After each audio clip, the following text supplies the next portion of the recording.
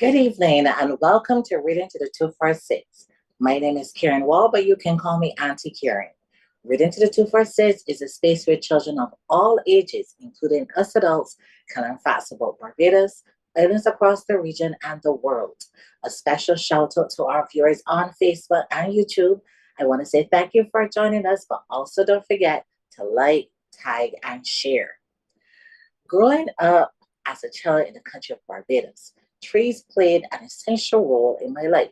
In front of my mother's home was a large pasture where my cousins and I played. The breadfruit tree was not only a source of food, but a place to hide during hide and seek because no one thought to look up when playing said games. Of course, there were trees that were special just for their flowers. I picked them and played with them and often took them to school as gifts. And as an educator, my students give me with the same flowers. One of the flowers I love to receive is one from the Bougainvillea Tree. This brings me to this evening's creative. Welcome, Robert Arthur. Good evening, Auntie Karen. Am I too old to call you Auntie Karen? Well, if you want to call me Auntie Karen, that is fine, but you're not too old to call me Auntie Karen. No.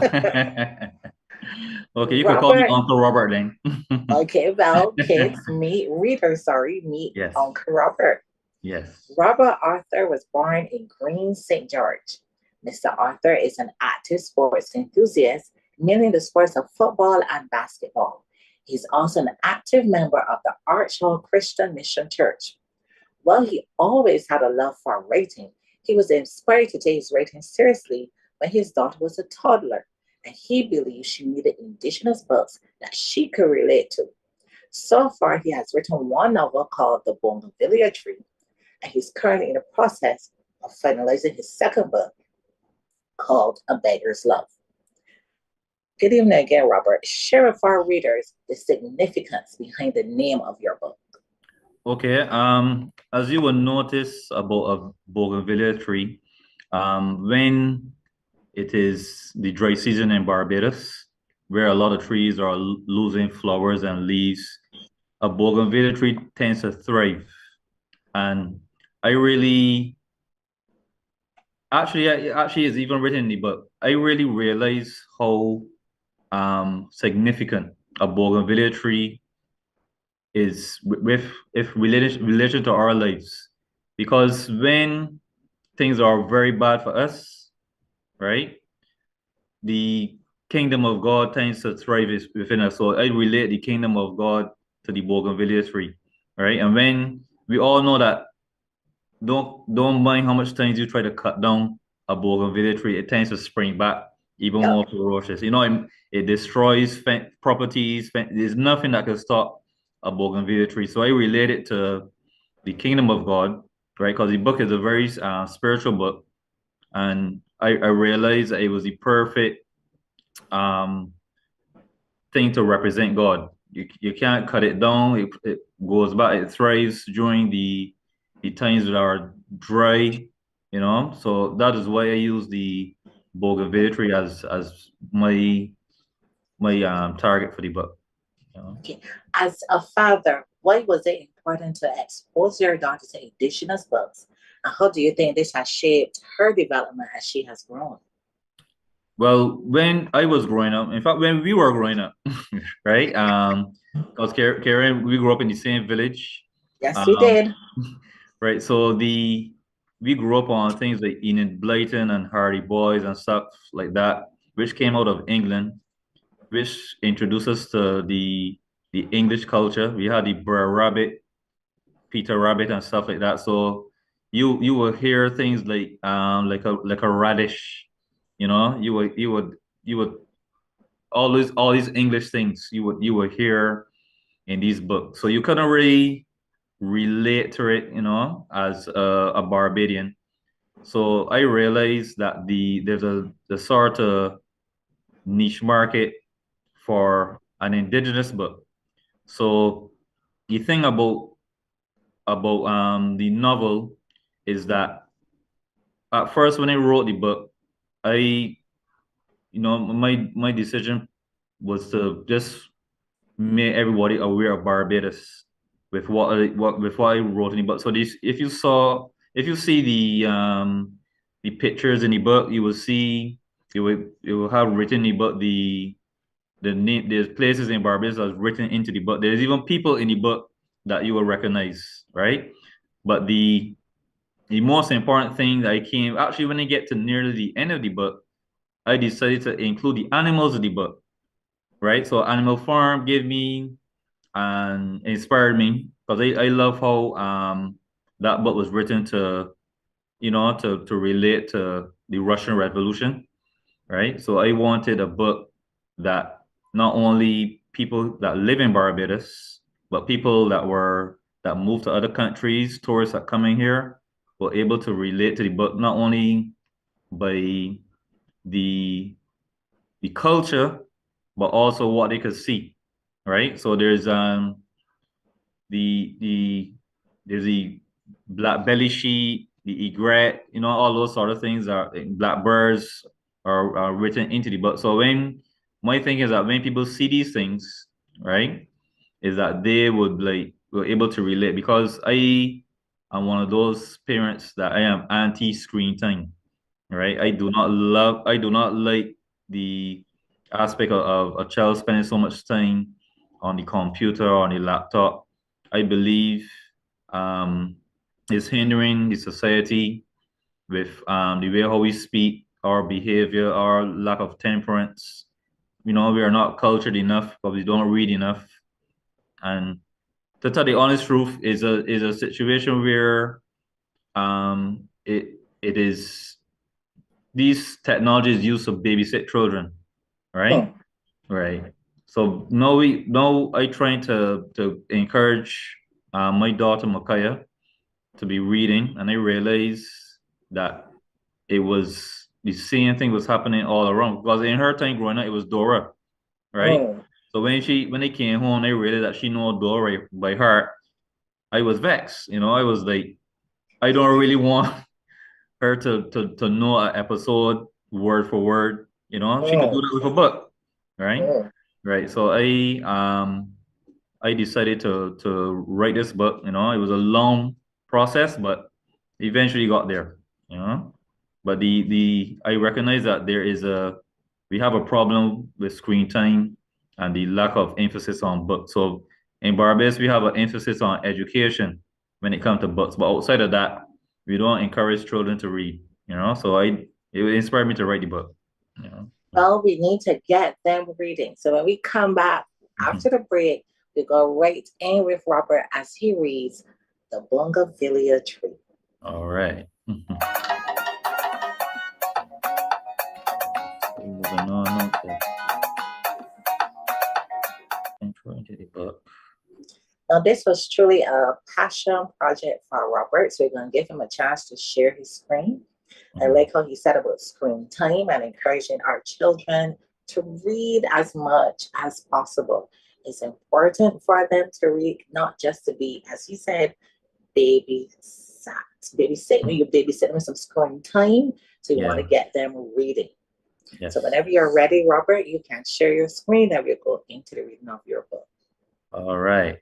Okay. I'm reading chapter 8 in Bougainvillea Tree, and the title of this chapter is Peter Gets Bullied. As Peter pondered on how to succeed in this way of seeing life, he made his way to school on the first day back. He started to worry about if he truly could conquer the obstacles that he believed would come his way. The pressure from his friends, the rejection from his family, and most of all, disappointing God. Then it hit him. If God has chosen me from the beginning, like Simon said, to shape you into the image of the atonement lamb, then he also chose these obstacles at the same time. Still, the thought of it was still daunting. He didn't want to fail because he didn't like to start something and not finish. At least that's what he told himself, because there were several things he didn't finish in his life. This buffeted him and gave him a sense of security. Just then, he saw Saul, the nefarious school bully, standing by the entrance to the school with his hoodlums and his usual loud, boastful conversations. Saul was a rather big brown bull for his age, a true roughneck with a gruff baritone voice, deep enough to be used as a horn on an oil tanker. When he saw Peter approaching, he tapped his friends and gestured to them that it was time to torment another victim. Hmm, I'm hungry. I don't have any money to buy anything to eat. I wonder where I will get money from, he said, pretending to look up in the sky. As soon as he finished the sentence, Peter was walking by, and they immediately surrounded him, frisking him like the police. What are you doing? What are you guys doing? I don't have any money, declared Peter. So what's this in your wallet? Saul replied, after turning inside out. You know, you really deserve one slap in your face for lying to me. Peter trembled like a leaf. He knew he didn't stand a chance with this gang, and he didn't know what to say. Suddenly, he remembered that what Simon told him about one of Jesus' sayings about turning the other cheek. Here is where this altercation got interesting. Peter decides to do the unthinkable. If you want to slap me in my face, here is my cheek. As he turned his head and pointed to his face, the gang was astonished, then burst out laughing, thinking that this was a joke. I'm serious. If you think slapping me will make your day, then slap me, replied Peter with a smug look on his face. Saul smirked as he pressed the tip of his own nose and looked around to make sure there were no witnesses. Okay, if you insist. Whoopax! Saul slapped Peter with his hoof on the side Peter pointed to. Peter was sent hurtling down the steps, bouncing about 3 times before he got to the landing. He felt as if he got hit by a freight train, and all he saw were stars like fireworks as he moaned on the ground. As he looked up horizontally through his good eye, he saw the blurry visage of the hooligans laughing hysterically and barely hearing faint sounds of their distorted laughter from his ear bang. What a dumb idea that was. What was the lamb talking about? As the gang scattered when the teacher came to his aid, he pondered even more deeply about if he was doing the right thing.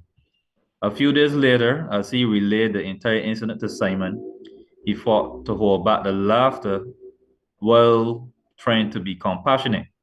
Peter, I admire you for trying to live out the word of the Lamb, but there's one thing you are misunderstanding. Every decision that you make to live out the word, you must be sure that the actions are inspired by him as well. For instance, because the Lamb walked on water, are you going to go down by the Quirinians to do the same? I understand, replied Peter. I obviously know what to do next time. Run, even if as far as St. Lucie. Simon laughed.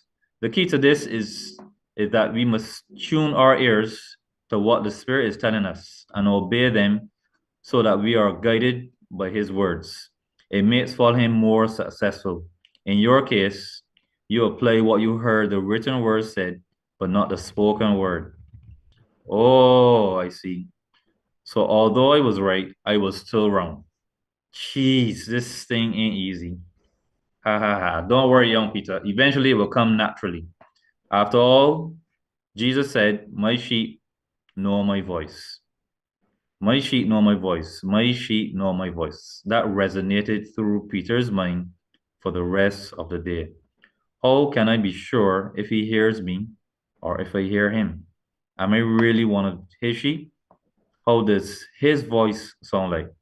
This started a short period where Peter started straining so hard to hear his voice, almost as if he wanted to hear a pin drop during a heavy metal concert.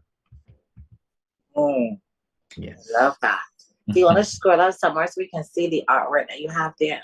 Right. This is a picture that I took in Cove Bay, St. Lucie. Right. So if I think one thing about the book is that you could do a little sort of like a visual treasure hunt. There's pictures that I took all over the island that you could get acquainted with.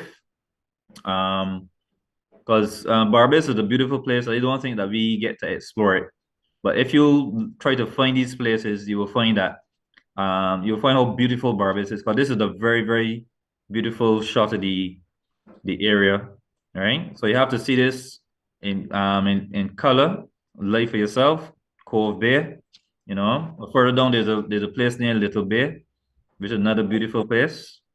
So that's one thing the book is like only that is a novel, but there are pictures on it that you could definitely visit to see. Right? Now, funny enough, while I grew up in Green St. George, I spent most of my summers in St. Lucie. So I actually spent time at Cove Bay and at Little Bay. So I Yes. actually do know of these places. So readers, Barbados, as Robert said, it's a beautiful place. This, and we have to explore. We have to share these places with our children. So like we don't only want to see them in black and white instead of a book. We want to see them in color. So now that's it for story time.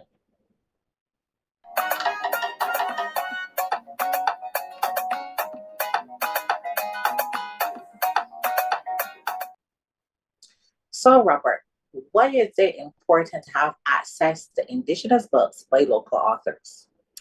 Right. What we would say is that as I said before, the is we have something to relate to when a local author writes a book.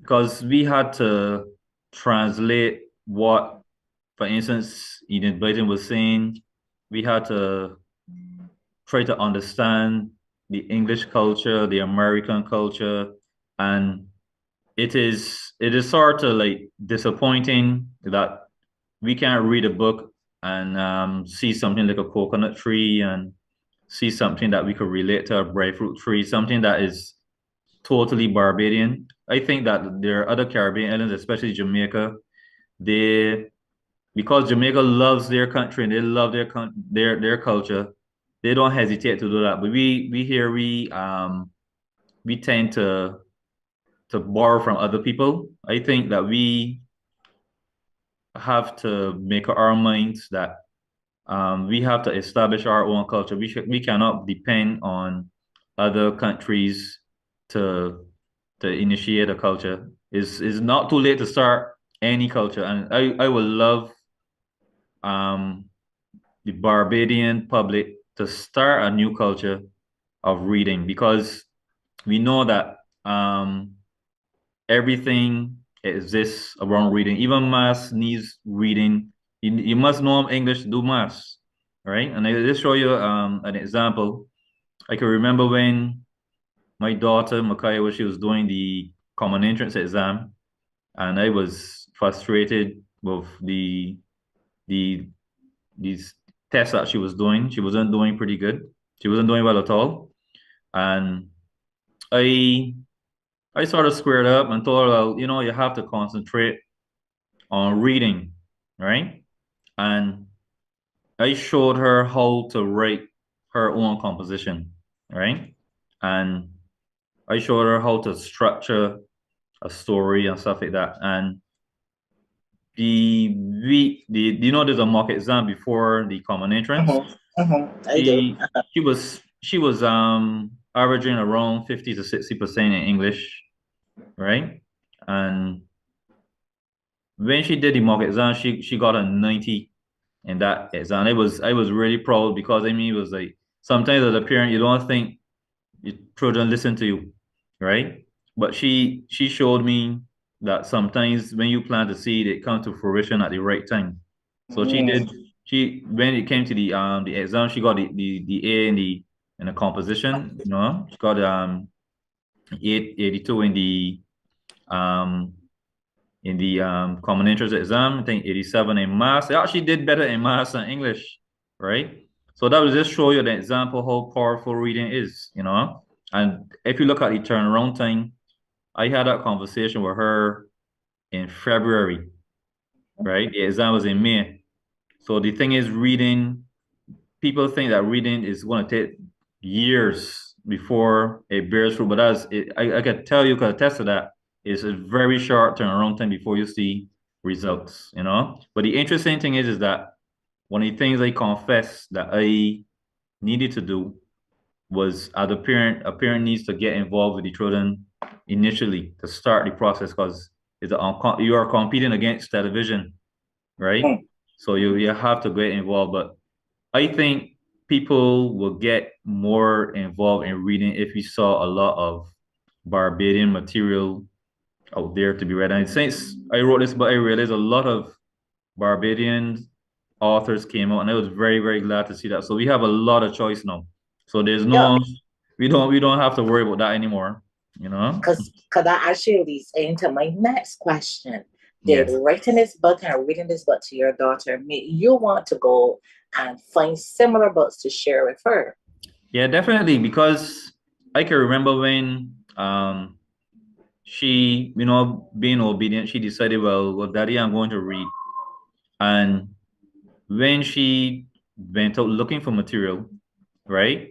Because kids feel smart, they will tend, okay, I will read on the computer, right? And I would totally discourage parents from that's not reading to me, right? You You like you the have to actual book?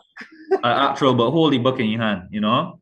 So the Mhm. thing is, I had to actually decide to take up a book and let she see me reading a book to encourage her to read a book, right? But when she went to buy initially when she went to buy books, she bought the sort of Disney fairy tale, which is sort of like where you don't want you're so glad you don't want to be um Discouraging dogmatic. her. Mhm. Right, right. But I found that she chose all these Disney books and things. So when I realized that these books coming up now that she could relate to, I was really pleased because it's very important. We have to maintain our culture. I think we only realize how important our culture is when we go to another country. People want to hear our Barbadian experience. They want to hear our accent. They want to know about our foods. We think that here we don't really acknowledge how important it is to talk like a Bajan and eat Bajan foods.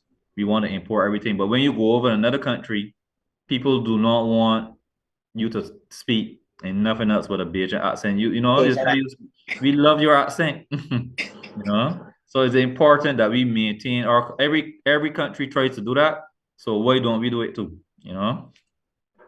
So your book includes many unique features about Barbados. Did Yes. your experience as a property manager influence your writing as well in any way? Yes, yes. Because the funny thing about it, I used to work in insurance for a number of years, and is the fact of the matter you are at a desk the entire day on a computer.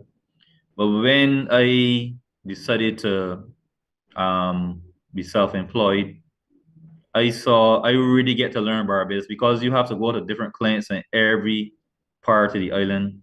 So you get to see a lot of things. Every day is a very exciting job because you get to see so much different places. You go to meet people from all over the world, and also even the what is indigenous is actually the properties, right? A lot of houses, the Bajan houses are built very, very different from a lot of houses in the Caribbean and in Europe and in North America. So working with these houses, I realized, and I must give the artisans in Barbados credit. They actually do a very, very good job building, right? But you could the culture, right, of Barbados is embedded in the artisans of Barbados. You will know a lot about Barbados when you talk about because when you meet an artisan who these guys tend to be very proud of the work that they do, and what they do is they give you a history, right? So you get to Mhm. know about a place when you talk to an artisan, right? They know a lot about people. They know a lot about buildings. They would when you go on a job, the first thing an artisan will tell you, "Well, I did this job here." Up to yesterday, a guy told me he he's the one that built the sign for Lucky Horseshoe, right? Okay. Yeah, so that's all involved in the culture. So my job definitely, I feel more. BAJAN as a property manager, honestly speaking. Like that. Yes. Tell us about your second book, A Beggar's Love, and how soon can we expect it to see it on shelves?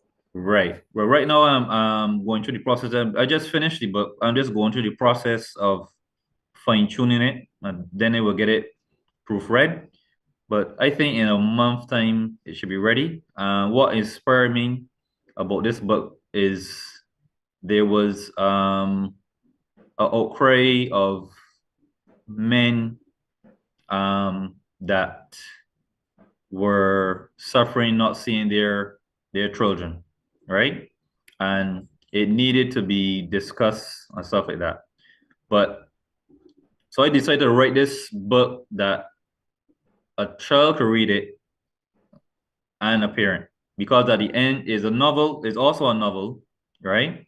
In that sort of fairy tale style.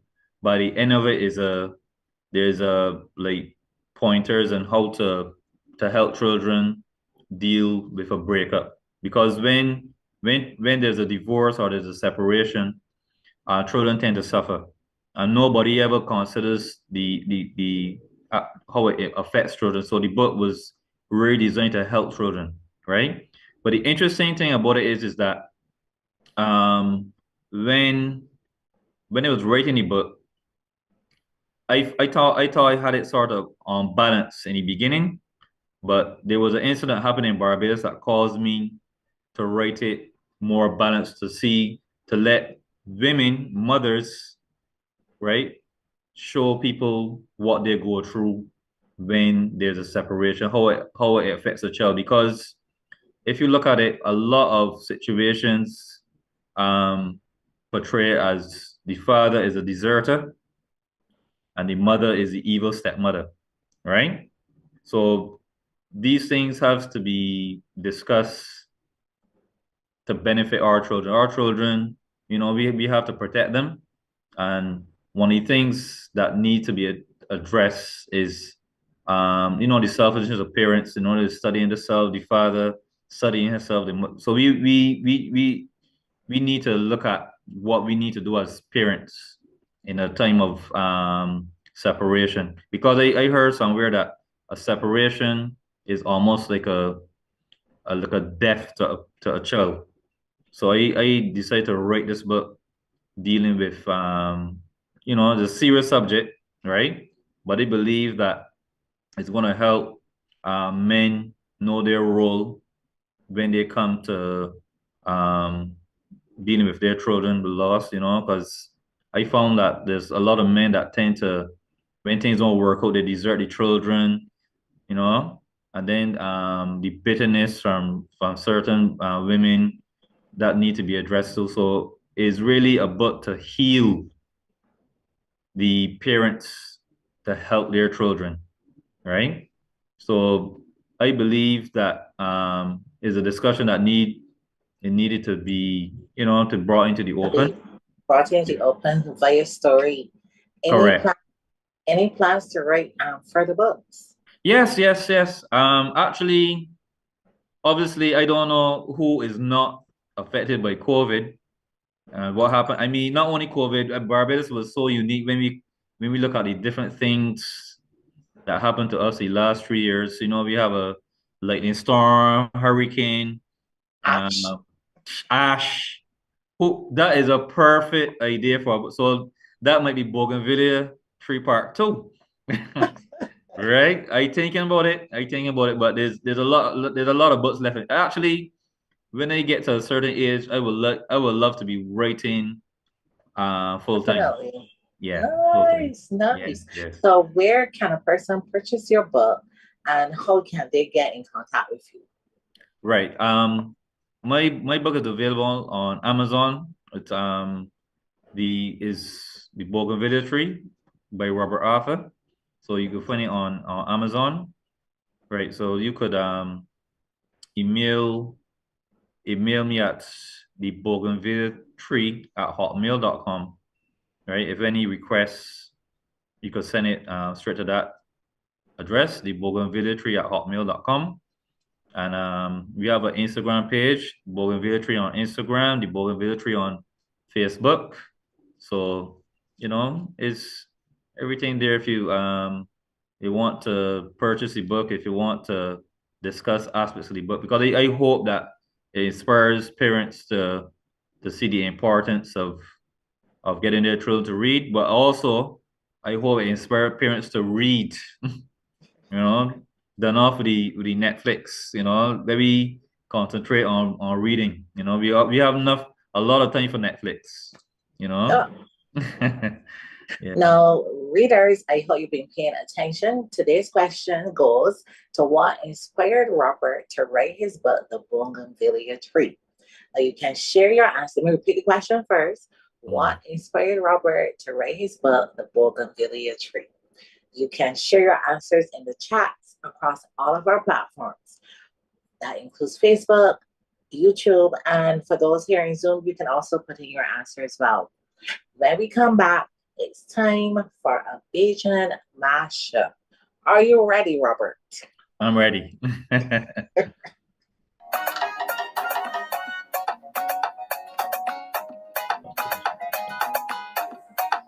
Most favorite memory of St. George. Yeah. First question. Now, we're both from St. George. What was your favorite memory growing up in St. George?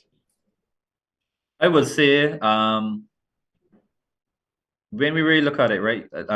Nowadays we talk a lot about the nutrition of Mm, what we eat and stuff like that.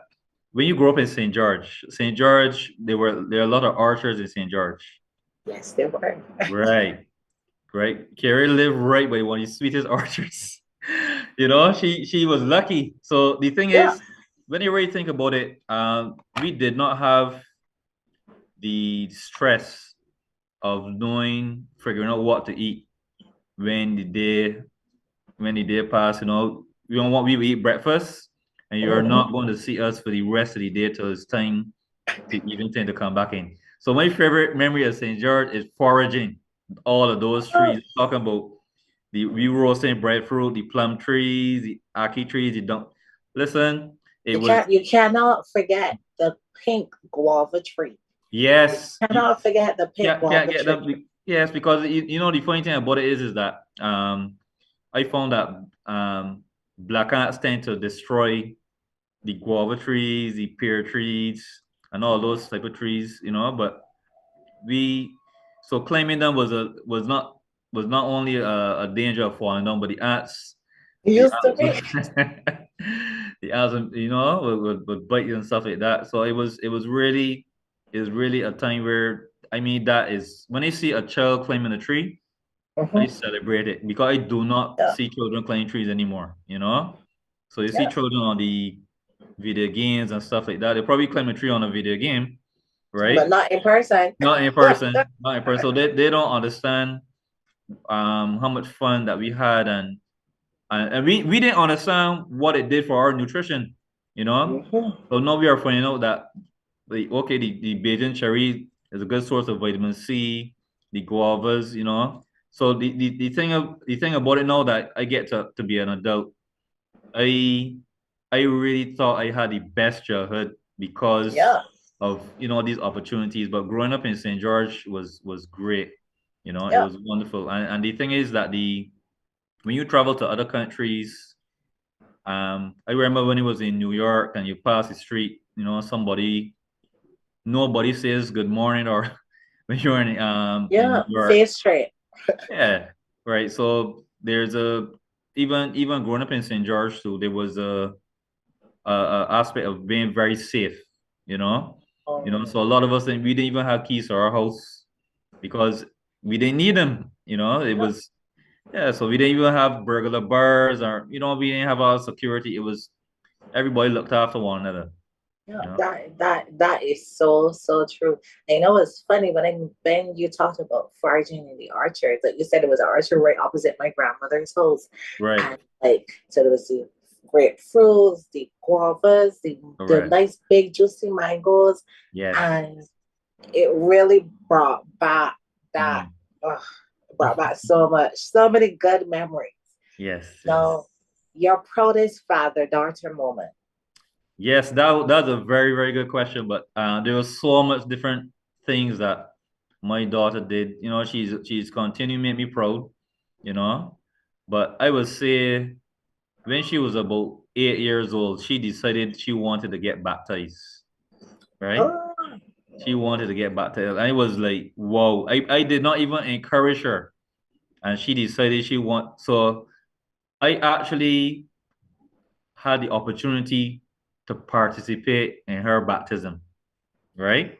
So I think that that would be the top. You know, there's a lot of things that she did, um, her whole life, but I think that I would put that at the top because it is a, as a believer, I try to live my life to serve God, and as every parent will love their child to do the best thing that you are trying to do because we struggle to be Christians. It's not very easy.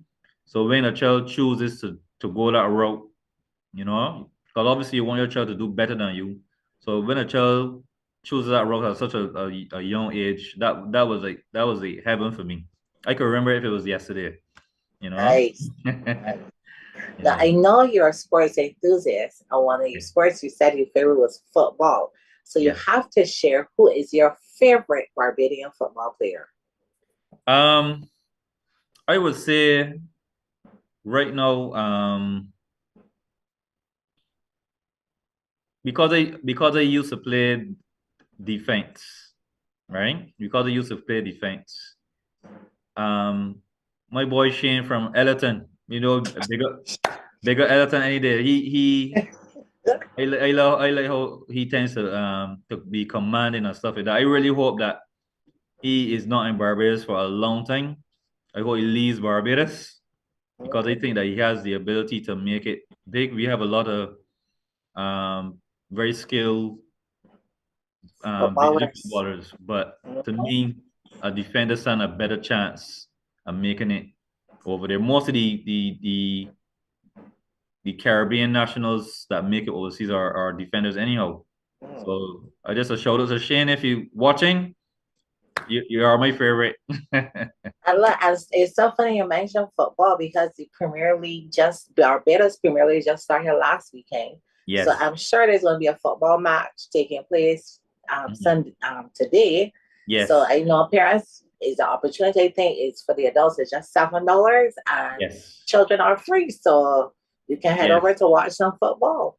Yeah, Now because you're because the thing about the football, I mean, a lot of people look at the negativity. A lot of people don't bring their children to the football matches because of the gang warfare and the herb smoking and stuff like that. But if you look at how the Republic Cup went, it was incident free, right? The final was a packed to capacity, right? And I think that we need to do something to make sure that it's a safe environment for families to take them to football matches yeah, because make it it a is the biggest sport in family. Barbados. Yeah, Yeah, make it a yeah. family event. Correct, Now correct. your book is called the Bougainvillea Tree. Yes. Can the bougainvillea tree be grown from a cutting, a seed? How is it grown? I think a cutting is the best thing because it's one of those things that tend to be very easy to catch, Like I I realized that there's certain things that you need to baby, plants you need to baby. But a bougainvillea tree tends to grow very, very easily. I think what happened after when it begins to flourish, people get a little frustrated with it because it grows too good, Yeah, So you have to be maintaining all the time and stuff like that. But when that flower pushes out, it's the blooms. most beautiful thing. And the thing is Yeah. about the bougainvillea tree produces the best looking litter. Mm. When those leaves drop off on the ground, the roll looks totally different, Yeah. Yeah. Yeah, yeah, yeah. Now, finally, a message to all parents, especially fathers, about Yes. reading with their children. Yes. Now we know that is a sort of unfair competition if you try to compare a book to to television, right? But children tend to mimic their parents, especially their father. The father is the one they respect the most, they fear the most. They always try to be like their father, right?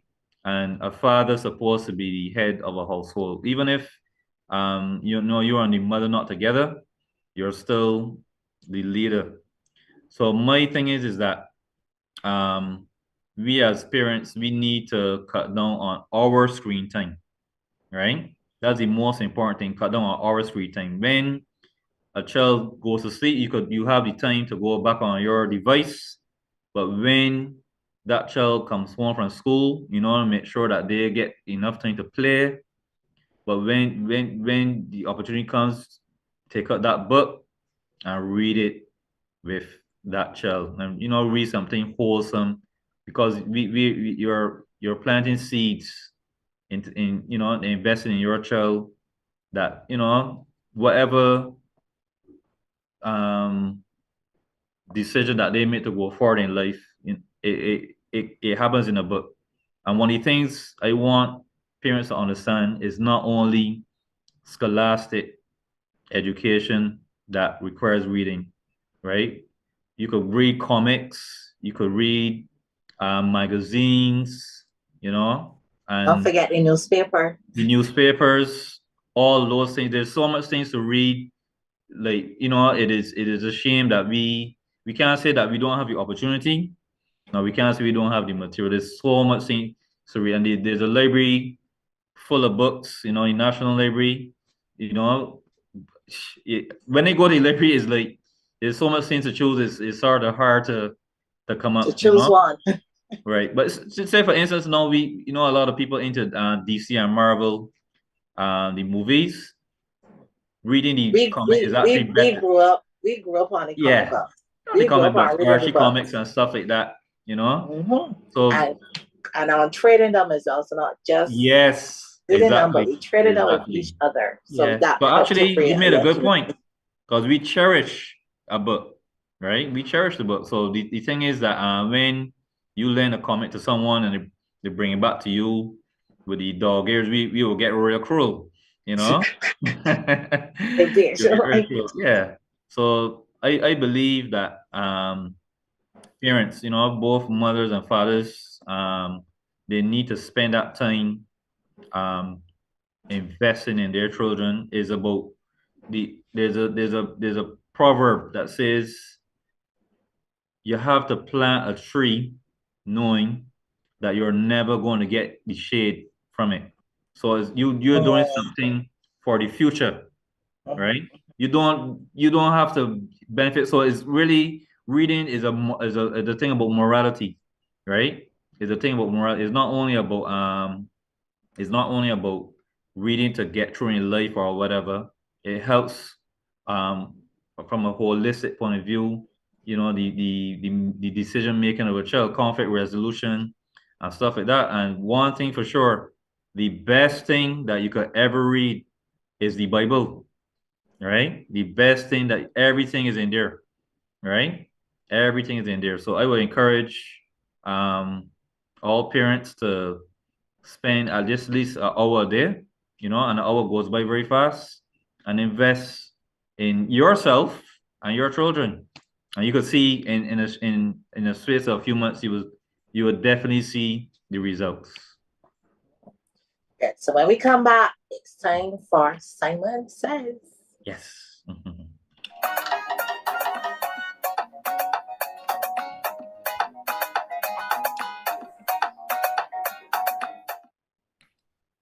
Now, on our previous show, Simon Says went, my ashes were scattered across the Caribbean Sea. In this place, you'll find a park named after me, for I am a friend of all. And the answer was the Honorable Sir Errol Walton Barrow, and it was the Errol Barrow Park, which is located in the Pine St. Michael. So there, if you were wondering where it was, kids, if you go into the Pine, you're able to see the Errol Barrow Park. There you can see the sign on your screen. So that's another place in Barbados that you can check out. Now, this week, Simon Says goes, Once upon a time in Greens, you will find me full of folklore, silk, and cotton. So I read it again. Simon says, for this week goes, once upon a time in Greens, you will find me full of folklore, silk, and cotton. And I'm not going to say what it is. And I hope Robert doesn't reveal what it is either, because I I surely know know what it is. exactly. So you're not going to reveal what it No, is. So we no. went back to our hometown of Greens. Yes. Good. So remember, children and parents to like, comment, and share on our Reading to the 246 Facebook, Instagram, and YouTube pages. Special thank you to you, Robert, for agreeing to be part of the Reading to the 246 family. You can Anytime. visit him at Facebook or Instagram at the Bougainvillea Tree. Before we go, anything you want to add or share with our readers?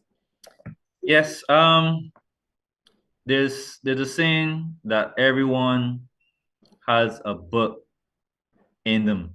I would encourage even parents to write a book, and anything that you're good at, and we often talk about tourism and playing our part and stuff like that. You know how important tourism to us. I imagine if everyone decides to, take up this challenge of writing a book, and that will impact our tourism industry tremendously, because wherever you work and you see a lot of tourists, especially the wealthy tourists, they tend to read. Trust me, right? They tend to read. So if millionaires and billionaires make it their business to take up a To book and read. read, right? It's important for us to not only adopt that habit of reading, but bring up some material, because the reality is, if you write a book and somebody from Hollywood or whatever sees your book and think it's a good idea, you know, it could be made into a movie. That's why I'm hoping with my book that Yeah, and there's some Barbadian authors yeah, out there that have already gotten some fantastic deals. correct, Good. correct. So, finally, I hope everyone had an enjoyable weekend. Knapsack Zombies, they're starting from this week. So, I'm looking forward to seeing all of my readers there. Don't forget, you can share your birthday greetings via messages if you want to shout out during the show. Again, a reminder about starting your 2023 reading goals. You can make it a family affair. Yes, My son, he's on to Moby Dick. He just finished Oliver Twist. He's on to Moby Dick. He's yes, read some of the books that some from the authors we've had here last year. So I'm just trying to get him involved and reading as much as possible. yes, Reading a book a day keeps the brain fog away. Come on, yes, readers, read, read, read. yes. Finally, Reading to the 246 wants to remind you that reading can take you where your imagination can. Have a great evening, and until next time, bye. Bye-bye.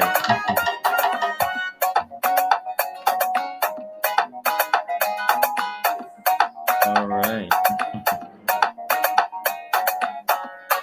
That was a good one.